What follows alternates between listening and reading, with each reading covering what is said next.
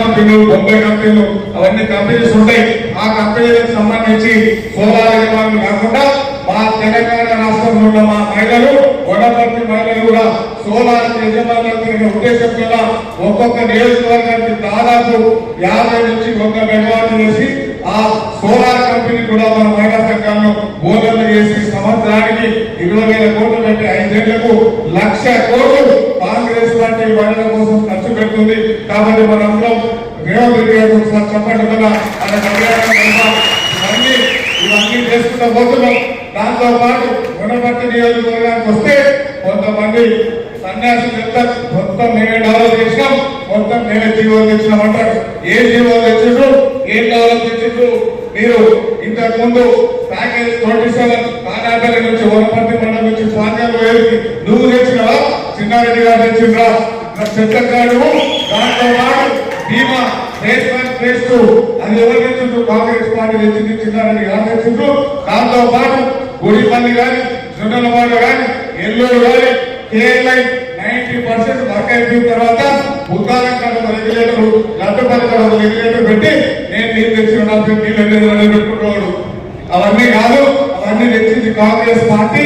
దానికి మొత్తం పట్టుకుంటున్నట్టు ఇంత ఉద్దేశం నేను చేసినట్టు కాదు, కాంగ్రెస్ పార్టీ చేసింది. కాంగ్రెస్ పార్టీ తెలంగాణ రాష్ట్రంలో నాగార్జున సాగర్ కట్టింది, శ్రీశైలం కట్టింది, కేరళ కట్టింది, జొన్నలవాడ కట్టింది.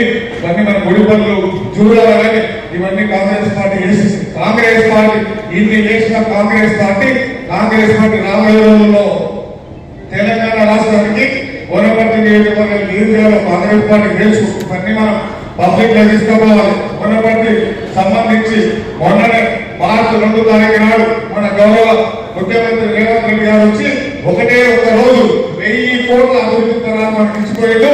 దాంట్లో వనపర్తిలో 500 బెడ్ల హాస్పిటల్ కట్టుకుంటున్నాం, వనపర్తిలో ఎంఈడీ ఇంటర్నేషనల్ స్కూల్ కట్టుకుంటున్నాం, వనపర్తిలో ఐటీ టవర్ కట్టుకుంటున్నాం, వనపర్తిలో 100 కోట్లతో రోడ్ చేస్తున్నాం, వనపర్తిలో 50 కోట్లతో ఆర్ఎండ్బి రోడ్ చేస్తున్నాం, వనపర్తిలో హాస్టల్ బిల్డింగ్ సంబంధించిన ఫౌండేషన్ చేసినాం, వనపర్తిలో సీఎం గారు చదువుతున్న స్కూల్ 50 కోట్ల ఫౌండేషన్ వేసినాం.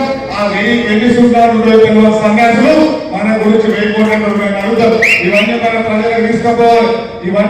ఇవన్నీ బాగానే ఉన్నాయి. కానీ మనం ఎలక్షన్ల ముందు మహిళలకు 2,000 ఇస్తాం అన్నాం, పెన్షన్ ఇస్తామని మనకు డౌట్ వస్తుంది. ఇస్తాం, 90% ఇచ్చినాం, మిగతా 10% ఇవ్వాలి. మనం ప్రజలకు చెప్పాల్సింది, సోషల్ మీడియాలో తీసుకెళ్లాల్సింది.